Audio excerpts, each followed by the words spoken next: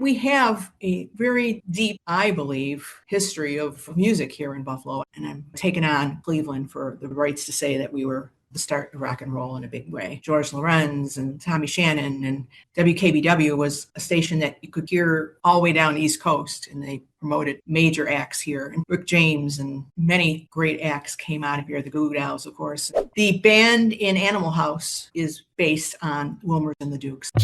We're totally booked. Rock and roll! Well, I think I'll leave you to your reading. Little Hand says it's time to rock and roll. Rock and roller! We are totally booked.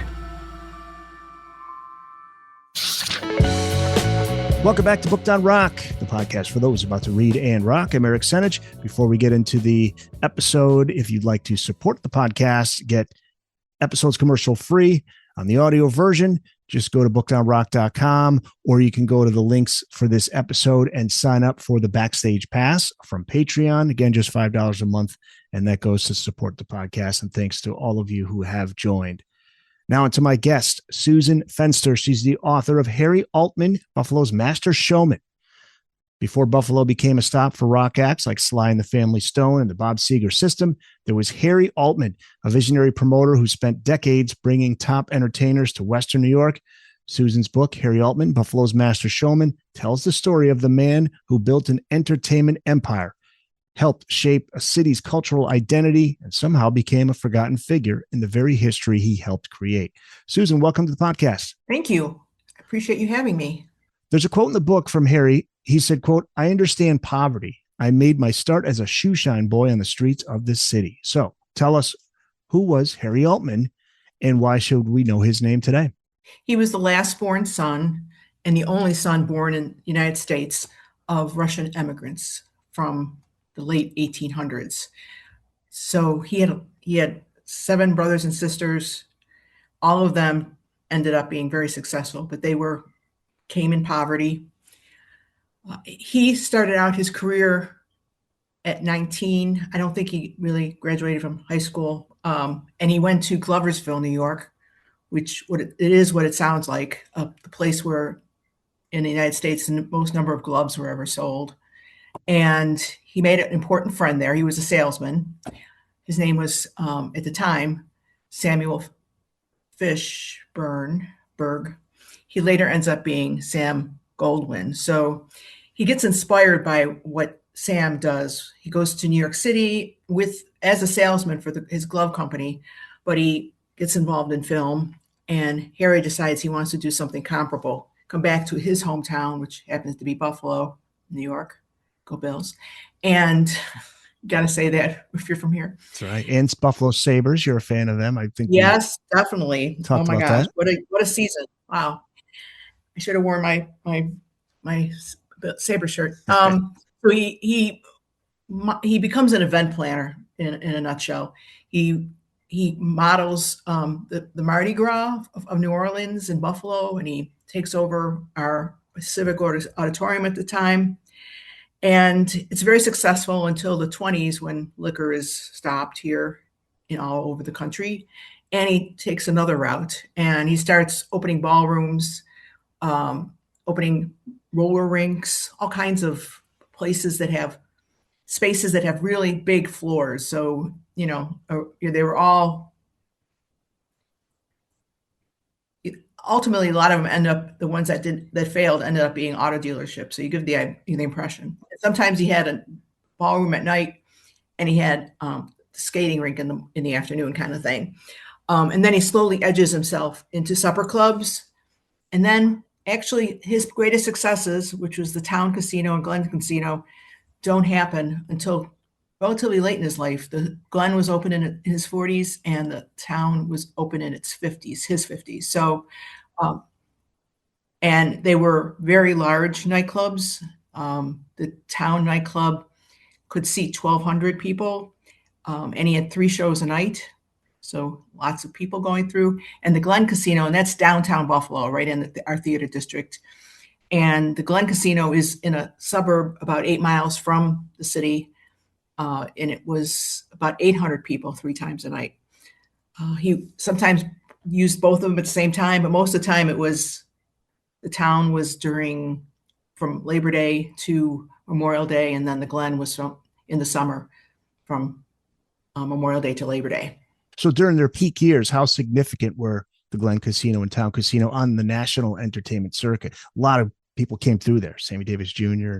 Yeah, pretty much all the major players came through here of that time. The crooners, the Borscht Belt comedians, and then as time went on, more and more recent, like the Smothers Brothers and Jackie Mason and that type of thing came through.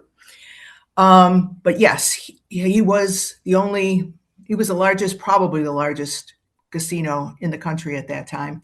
And he played with the big boys, the Lou Walters, the Billy Roses. So he was very active nationally, did some work with Lou Walters, particularly with the Latin Quarter, and had and it's stated many times in the newspapers, one of the biggest budgets for talent in the country. So those people worked hard, though. The talent that did come in had to play a week, so they had to be here for a full week, and they had to play 3 nights a week.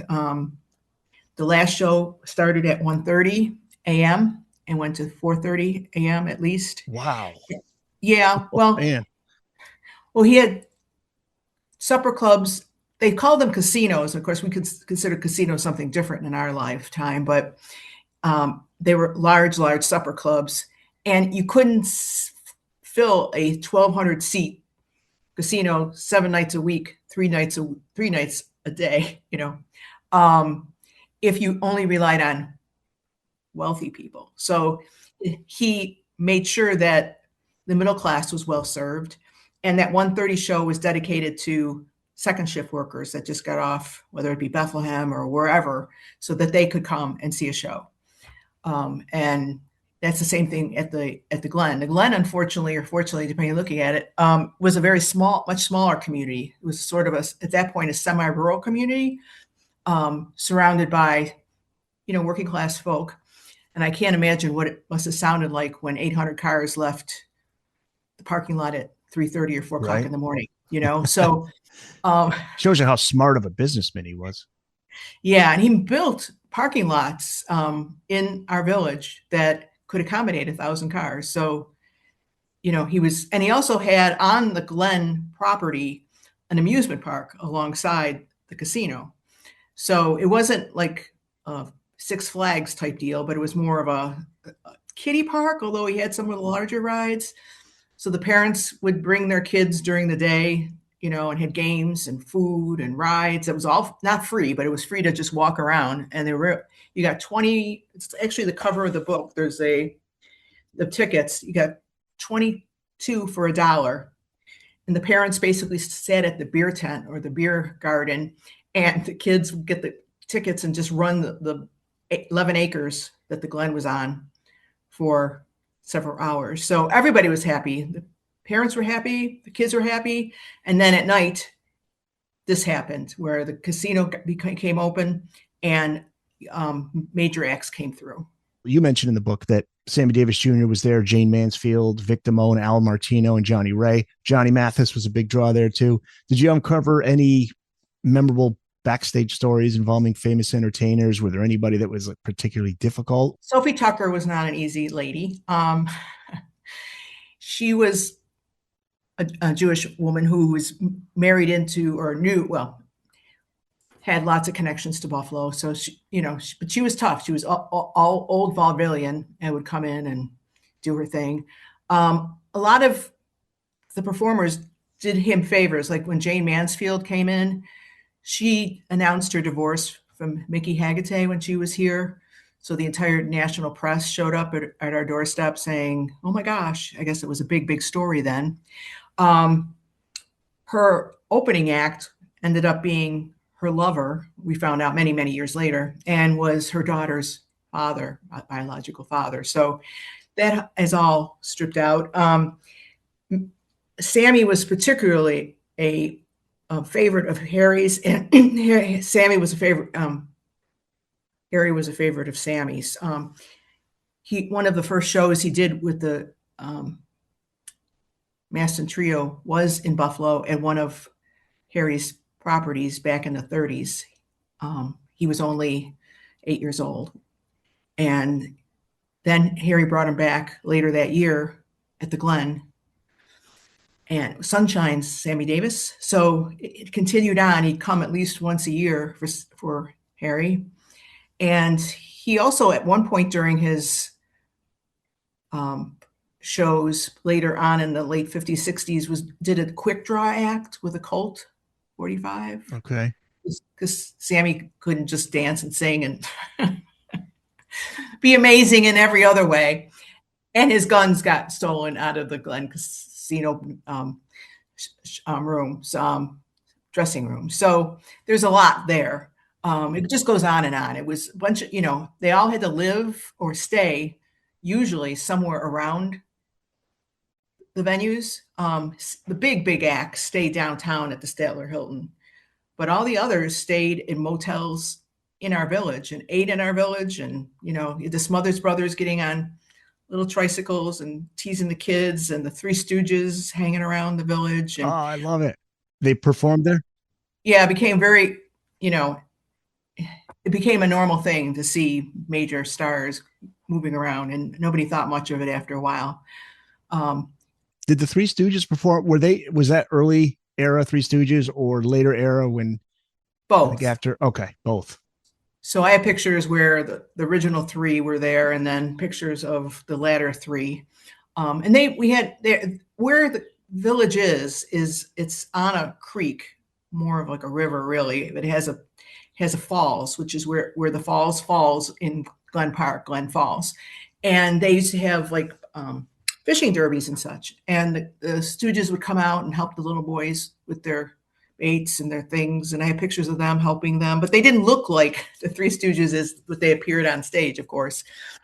I don't think most people realize that those were costumes. But anyway, so lots of fun stuff happened in the village and, of course, downtown as well. And the town casino particularly was a magnet for the major acts. Marilyn Monroe came in to see El Martino, and people would just drop by. I have pictures of Joe DiMaggio there with Lee Merriweather, who he was dating at that point. Just downstairs, reputedly, and I'm not doubting it, there was a mob poker game going on pretty much 24/7.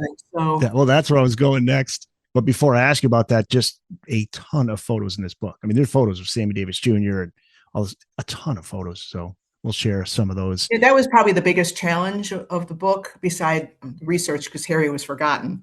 So everything is primary sourced, but the photos, because we didn't have cell phones that we were, taking 1,000 pictures of.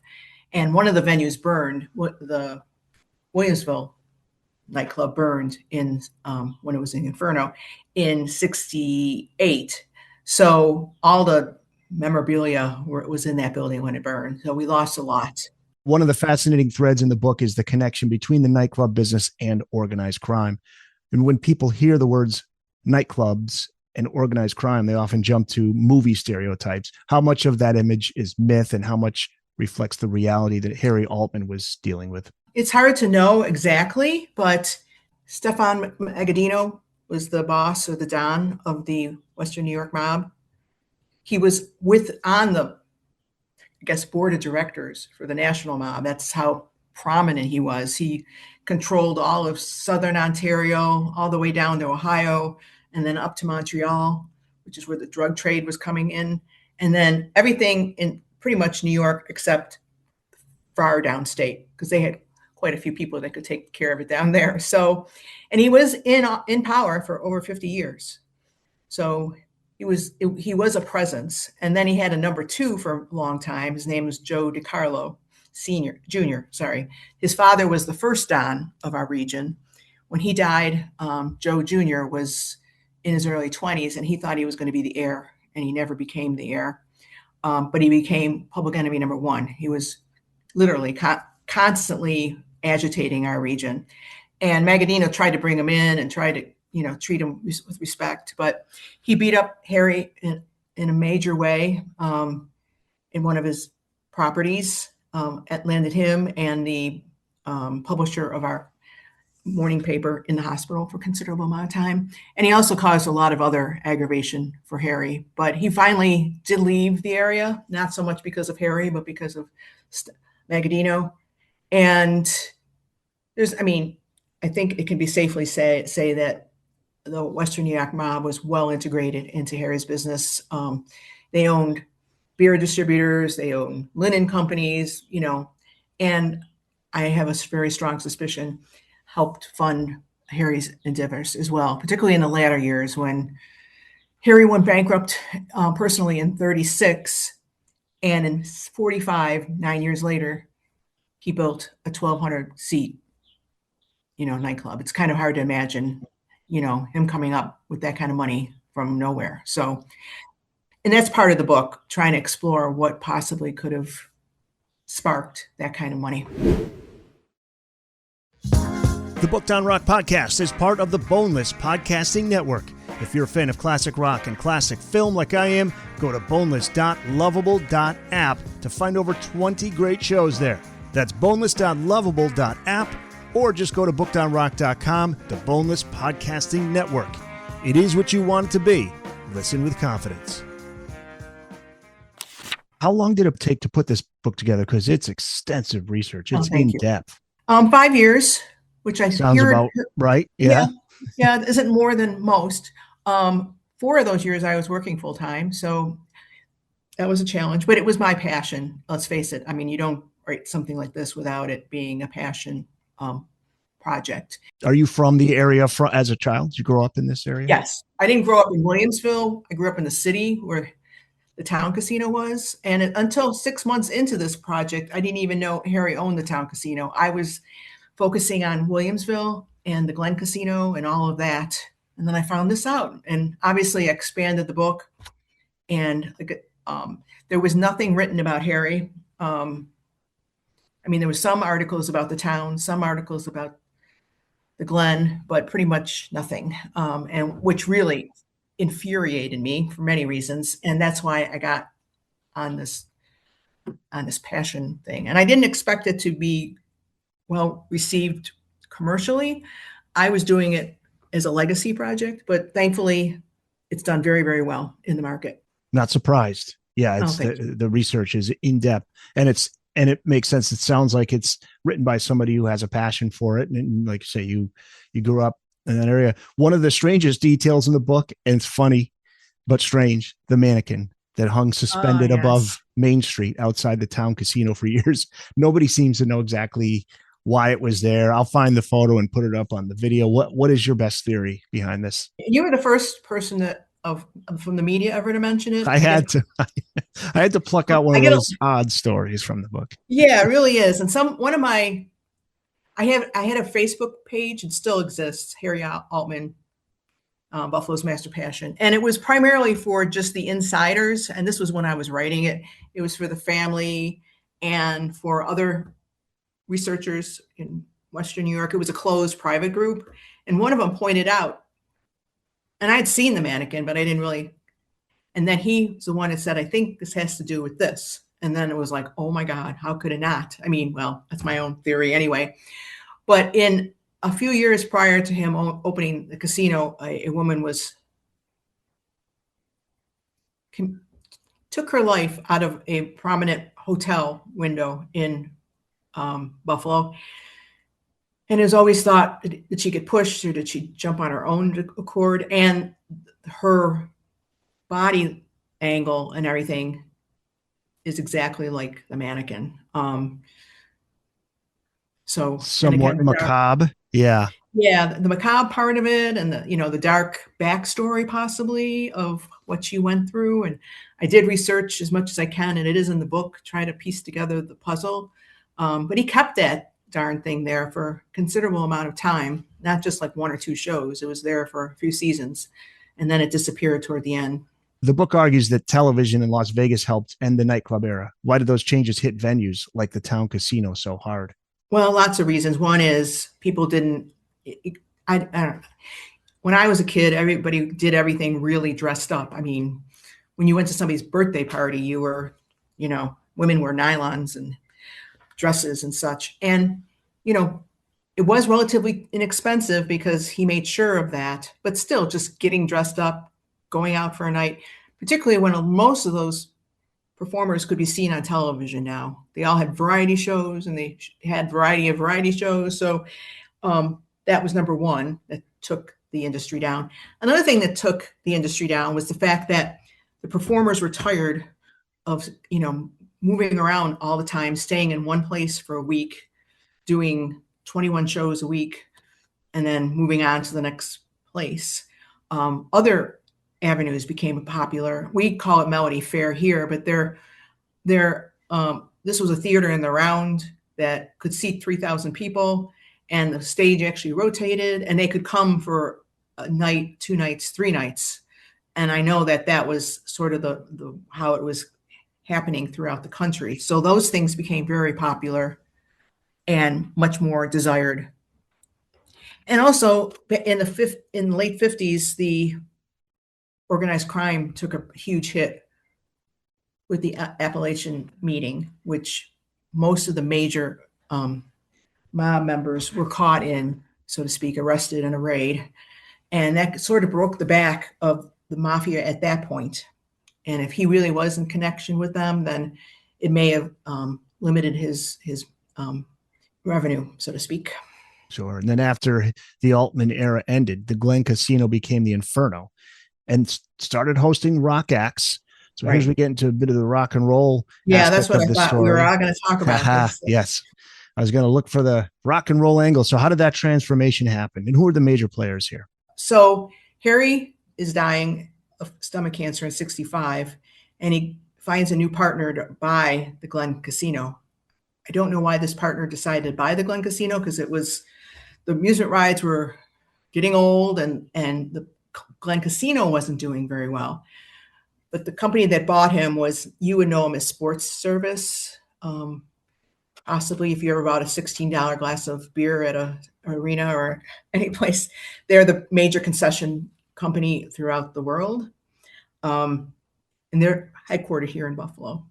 And Lou Jacobs, who was the founder of Sports Service, had his office a few doors down from Harry and the town casino, and they knew each other. So he bought the property, the 11 acres that was on. And then Harry promptly dies. And then Harry's son-in-law, David Goldstein, so his middle child's husband, had been running the Glen in particular for quite a few months by this time because Harry was so ill. And he decides that he was going to convert the Glen Casino into a rock and roll venue. And that's how it began then. So this is 66, September 66. I always say Harry jumped into the grave to avoid the rock and roll music. He wanted nothing to do with any of that. Although he did have, what was the Beatles? He had an event when the Beatles became popular.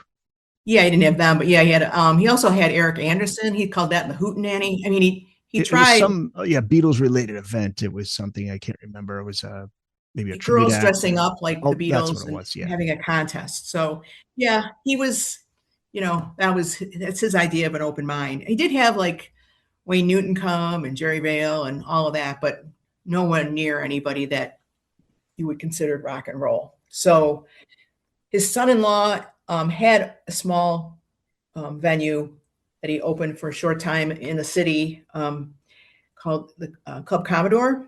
And it was pretty much a teen club, but he was dabbling in bringing acts in. And of course, Harry's connections with respect to, promoters nationally was unmatched. So David decides to make something of this empty building of 8 that could seat 800, but could stand, so to speak, 1,200 at least. So he decides to launch that. And I have pictures that I will share with you that you can share with the patrons to see what that looked like. And he hardly did any advertising. He didn't have to. We have, the University of Buffalo here, and he put some ads in their paper. But Canada is right at our doorstep. I mean, us going to Canada in the 70s and 80s was like, I want some donuts. I'm going to get in my car and go over the Peace Bridge kind of thing. It was Now it's a little tougher because of 9/11 and all the restrictions. But back then, if gas was 5 cents cheaper, you would go over to Canada. But the Canadian kids couldn't drink until they were 21. So, and we were bringing some of the national acts in. So we had, and then he was also taking money at par. So you had all these Canadians coming over the border. And then all these kids, right at the perfect time of the boomer generation. And they filled that club every night. So they sold 35-cent beers, Iroquois beer, in plastic cups. And the kids, this was also a time when a lot of the boys particularly were being drafted. So this was their big hurrah, in their minds now, nostalgic wise, this is their wonderful years, it was crazy. So, and they were bringing good acts in too. So all of those things put together at a reasonable cost. There was a small, in the building itself was a small cocktail lounge that Harry had, and they converted into what they called the Inferno. That was the Inferno room. And they had go-go girls in cages and a U-shaped bar.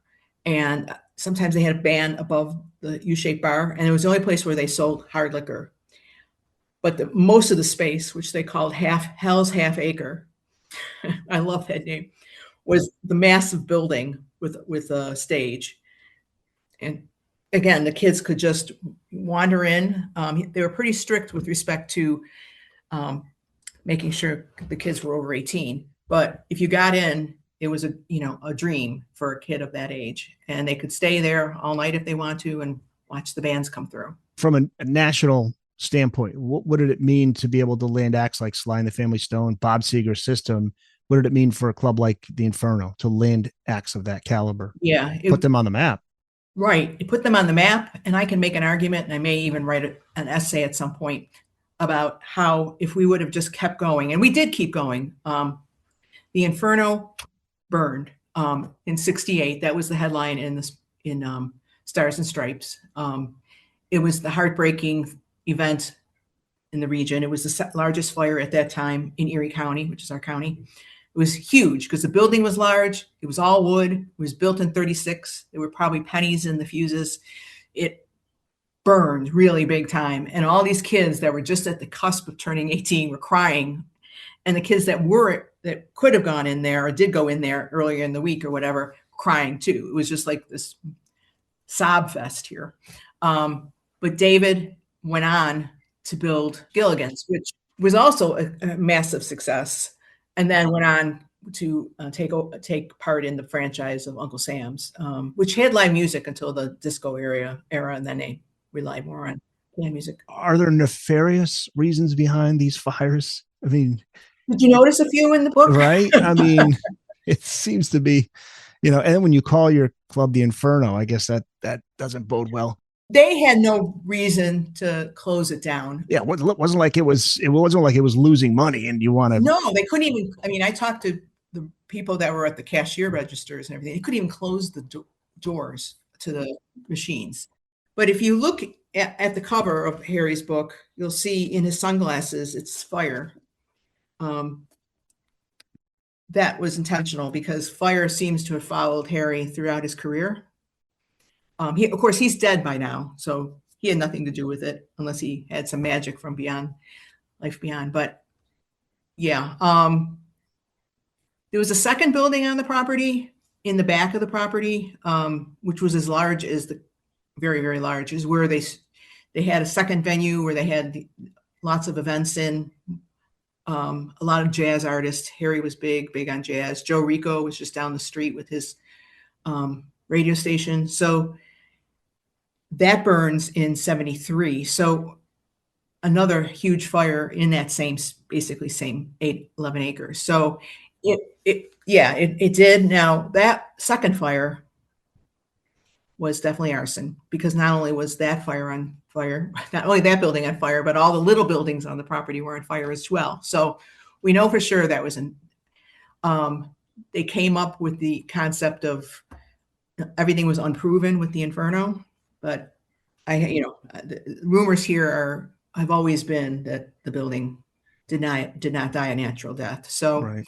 But it remains a mystery to this day. It remains a mystery. And I talked to the first responders. I mean, Williamsville is a village of about 3,000 people, and the families stay here forever. So I could dig down if I wanted to, and I did. So, but yeah, that the Inferno burning.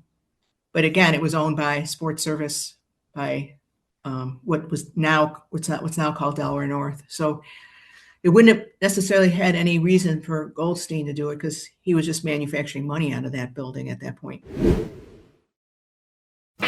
Thanks so much for checking out the Booked on Rock podcast. If you've just found the podcast, welcome. If you've been listening, thank you so much for your support. And make sure you tell a friend, a family member, share on social media, and let people know about Booked on Rock. And if you do like the podcast, make sure you subscribe, give a 5-star review wherever you listen to the Booked on Rock podcast. We're on Amazon, Apple, iHeart, Spotify, Spreaker, TuneIn, and on YouTube Music. You can check out the full episodes on video, along with video highlights from episodes, on the Booked on Rock YouTube channel. Find it at Booked on Rock. Thanks again for listening. Now back to the show. Susan Fenster is the author of Harry Altman, Buffalo's Master Showman. Let's get into Gilligan's a little bit more. One of the more fascinating sections discusses this era, run by the same management after the Inferno fire, hosted Deep Purple, Cactus, Arthur Brown with his famous flaming helmet. Sorry, these flames just... Yeah, maybe it's that just was the theme. intentional. I look back at it. Yep. Maybe Arthur Brown was the one who started it. Joe Cocker, Chicago, and later promoted Rod Stewart and Faces, those shows. Deep Purple was considered one of the loudest bands in the world at the time. Did you uncover any stories from those legendary shows? So this book is about Harry. So Harry dies in 1966, and all of what you just said happens after he dies. And, the instinct was, where do I cut this off? But I could not cut it off. This is the era that people remember that are alive still, and the stories and the websites and the book, so I kept it there, but I am not a rock historian. I relied on Robert Paxson. Not that he was the only thing I relied on, but he was heavily involved in all of that in terms of helping me do the research. But here, David Goldstein had a son, Ron Goldstein, and Ron starts his own promoting company, Spur. And he takes on a lot of these acts and takes it around Buffalo in our memorial auditorium and such. So they became a much more popular or public promotion, where Harry just did it for his own business. They did it for a lot of other things. The original runner for the Inferno was a guy named, let me think his name, Harvey Weinstein. Oh. Because of course, Harvey went to school here in Buffalo, upstate, and he and his brother and Corky Burger, right? Starts Harvey and Corky, which was a promoting company for rock acts. His box office ultimately ends up being at for quite a time at UB, but that is a prominent and not too much has been written about those early years of Harvey's presence in our world.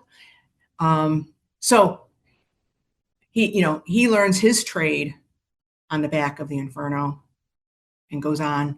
I remember when he left Buffalo, we all thought he'll never make anything of himself, but we were right and we were wrong at the same time. Right. Yeah. What made Gilligan such a good venue for hard rock acts, or was there any particular, like Cactus recorded right? It was show there. I mean, it's, you call it like the Fillmore. It's like Buffalo's Fillmore. It was a former lumber yard, so it was very large, high ceilings. I'm sure acoustically, presented because there was some money behind it. And we were not in New York, but we were right again at the bridge. So a lot of these acts were really wanting to get the Canadian market, and the lumberyard was just off our thruway, or I-90. So it came off. Everybody could just come off the Peace Bridge and just within 10 minutes be at this major club. And we have a very deep, I believe, history of music here in Buffalo. And like I said, I started saying before that I would hope at some point to write an essay on how, if we could have kept this going, we could have, I believe, and taken on Cleveland for the rights to say that we were, the start of rock and roll in a big way. We didn't have Alan Friedman, though. We didn't have that nice man saying these nice things, but we had a lot of other very cool people. George Lorenz and Tommy Shannon, and WKBW was a station that you could be here for all the way down the East Coast, and they promoted major acts here. And plus a lot of, Rick James and many great acts came out of here, the Goo Goo Dolls, of course. And I was about to say, yeah, my generation knows the Goo Goo Dolls very well from Buffalo, New York. so one of the owners now, unlike the Inferno that burned, the town casino remained. It's still standing. And it's now called the Town Ballroom. And it has been the Town Ballroom for 20 years. And one of those people that owned the building was the manager for the Goo Goo Dolls. So it's a space that really promotes indie music in a big way. And of course, that space is rather large, so they do really well there. But it all interconnects. I'm sure it does in every city, but in Buffalo, we're a city that thinks it's a town, and everybody knows everybody, kind of thing.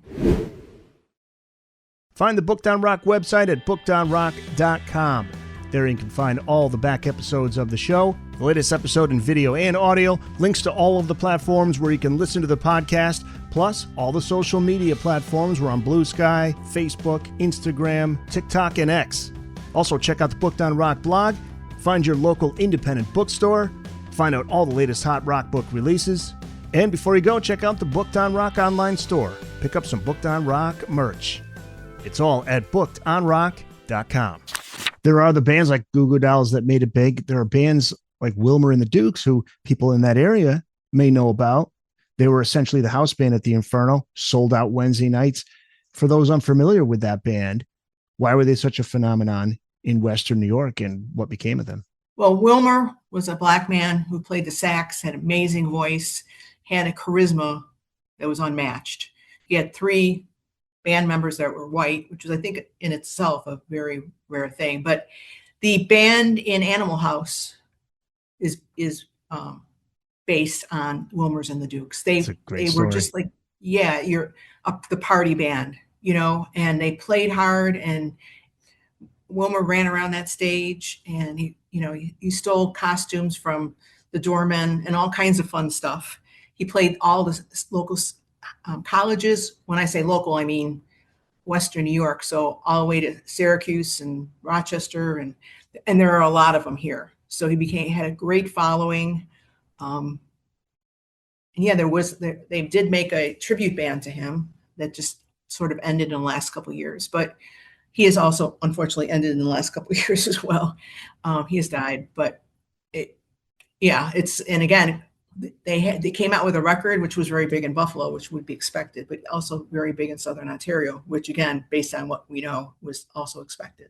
Ivan Reitman, the story is he produced Animal House.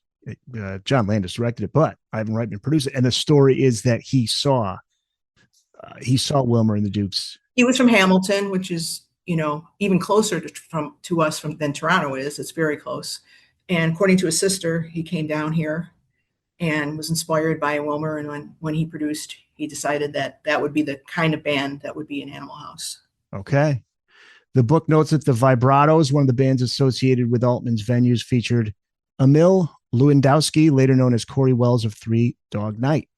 Yes. Gary Malaber, who was the drummer for Steve Miller and Bruce Springsteen. He was part of Raven.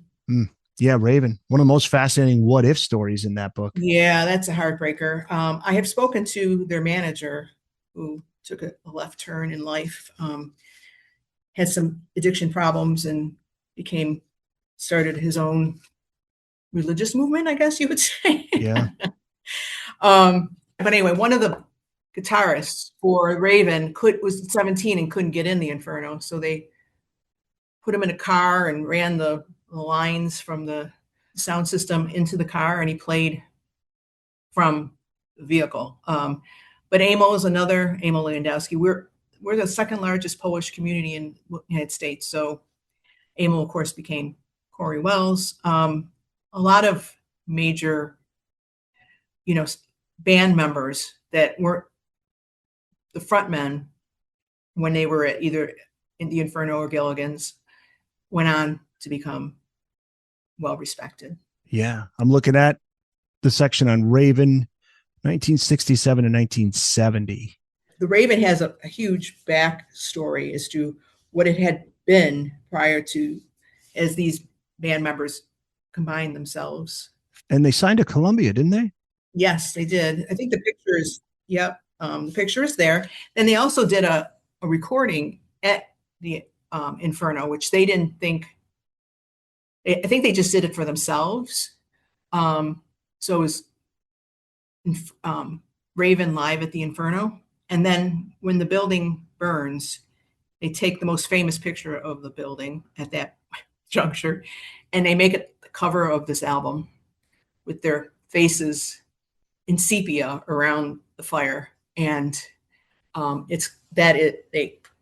say it's one of the best live music that you can hear of that particular era. Discovery Records. Yeah. Recorded in 67, came out in 69. Right. After the fire. Right. Yeah. Another was the Twigs too. They opened for the Doors. Yes. Of all these bands, which do you think had the best chance to become the next national rock act? I think Raven did. I mean, they ended up going to New York. I asked their manager why they broke up, and he said, they were just young kids just trying to figure things out. And they all had, different objectives. Some went into production, music production, as opposed to playing. Like I said, some didn't. Tom Calandra became a major voice of WKBW, and he wrote all our jingles locally and that kind of thing. Tony Galla, he's still going, and he started his career like on an American Idol kind of concept way back when he was younger and still playing. So it's sad. They were in New York, and I don't think I created as much as I could in my book about them, but Jimi Hendrix plays a role in their story as well.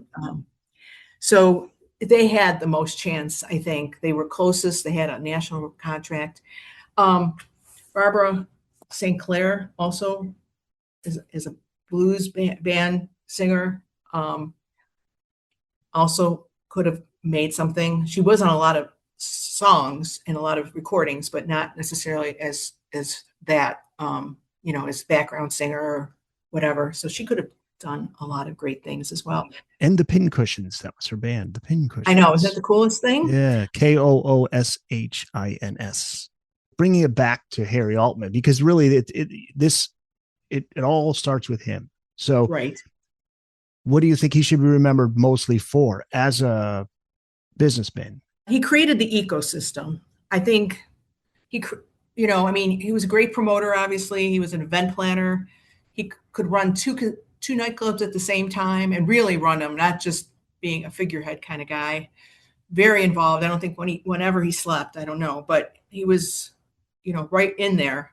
He obviously trained good people behind him, but he created the world knowing Buffalo was a place where music happened.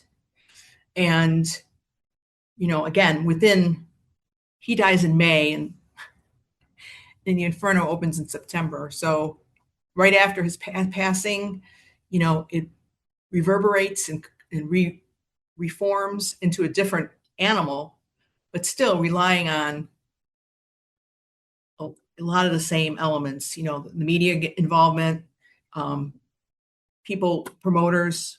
I'm sure parents said, how could bad it be? They're just going to the Glen Casino, not knowing how bad it could be. But anyway, and like I said, they kept it as much as they could, as clean as they could. I can't speak to it. I was too young to know, but it was not known as, for its drug use, certainly as alcohol use. Like I said, 35-cent beers, how can you go bad with that? But, they picked up the mayor. Mayor was mad. He ran by the road nearest the Glen, and he screamed at the kids as they were waiting to get in the building. And they took the. And this was their. I'm going to make it to the man. They picked the car up and turned it around. But I mean, it's as bad as I ever heard anything getting. Well, yeah. But it reminds me of like every great band takes inspiration from, the bands and artists before them, going back to even classical music, who create the blueprint for it. And it sounds like he laid the foundation for what it would become all those years later. So today, what's there at that location now where the Inferno was and Harry's clubs? Legacy, so to speak. So are there museums that you can go to and look up a lot of wouldn't you think that would be nice? Right. It'd be great to look at all the artifacts. Yeah, no, I mean, and I'm not saying the voices of our village and the voices of the kids that were kids during this era spoke to me loudly when I was writing this book. But this book came out in November, so we're still exploring what that future looks like for remembering that era. The town casino is done well because you have two men operating it. They've kept it fairly comparable in architecturally from that era, and they even made a side room that honors the town casino era. But we have nothing here of any note that remembers the Inferno, and certainly nothing that remembers Gilligan's. I mean, Gilligan got fought really hard by the populace of that era to not come into that region. But it has Facebook pages. It has lots of memory there. But right now, what the Glen is like one of the most beautiful passive parks that you could possibly be in. It's got this beautiful waterfall, and our oldest building in our region, 1811 Mill, is right above the escarpment, overlooking it. And it's all architecturally greenscaped, and it's where all the brides get their pictures done for their wedding. And the only thing that survives that era is a small bridge that goes over the duck ponds that are there. Everything, they obliterated any memory of that era. So I spent a lot of my time speaking with groups and organizations. We're starting a fundraiser, actually already started one for the bridge, at least keep that going. But you have to think about what it was like for the people in the village at that time, not only all those people dumping out of the Glen Casino in all godly hours, but now kids are walking the streets at 3:00 in the morning, and it was, very intense. And I think our region, our village said, enough of this. We've been living like this since the 30s. So now it's 30 years later. We've been living with this kind of sound and noise and commotion. And they created one of the most passive places that you could ever imagine through a federal grant. They didn't raise the money, a federal grant. I mean, they did raise the money through a grant, but it wasn't like a for-profit type deal. So it's beautiful. I implore everybody to come to you, but we are working on at least honoring Altman and honoring particularly the Inferno, because that's been lost. It's a part of the history. Right. And we have some very good music historians here of that era. And they know it all. And I'm like really encouraging them, because they're not young anymore either.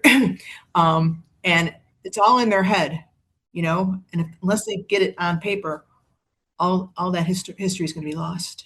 Well, this book is I think it's going to go a long way towards making sure that people know about this. And hopefully this podcast helps a little bit with that as well. I love this. This is the first time anybody has focused on the Inferno era. Yeah, the rock and roll. Yep. And era. Like I said, I did not want to include it, but I'm like, this is really not a biography. That's not about him, but how can you not? It's so important to at least. Line draws right through that entire history, and starts with Harry Altman. Harry Altman, Buffalo's Master Showman, out now. Find out where books are sold. Go to bookdownrock.com to find your nearest bookstore in the Buffalo area. You can go there. And where can people find you online, Susan? What are links that you want people to go to? I have susanfenster.com. Okay. Embarrassingly, as I have to say that. and you can look there. I also have a very active Facebook group, Harry Altman. And as many pictures that you see in the book, there are at least 3 times as much on that Facebook group. So anybody that has been sharing over the course of the last 6 years, all those photos have been captured. Not all of them were reproducible on paper. So some really great photos of the performers. And then there is the Inferno Facebook group, and one of our local who actually worked at the Inferno has been keeping that up. So you can see pictures of the performers, not necessarily always in the Inferno, but the stories and when they came and what songs they played and all that kind of thing. So the Inferno Facebook group also you should keep an eye open for. I literally just joined as you were describing it. So I clicked on there. So there we go. I will put a link in the show notes for that. That link is also on your website. I see here too. A nice shot of you there with a book. I like it. Very sophisticated there. Yes. This is great. Thank you, Susan. I appreciate this. I'm glad we can be a part of this, and all the best on the book and the future projects, and we'll see what becomes of this in the future. So yeah, thank you again, Susan. Thank you.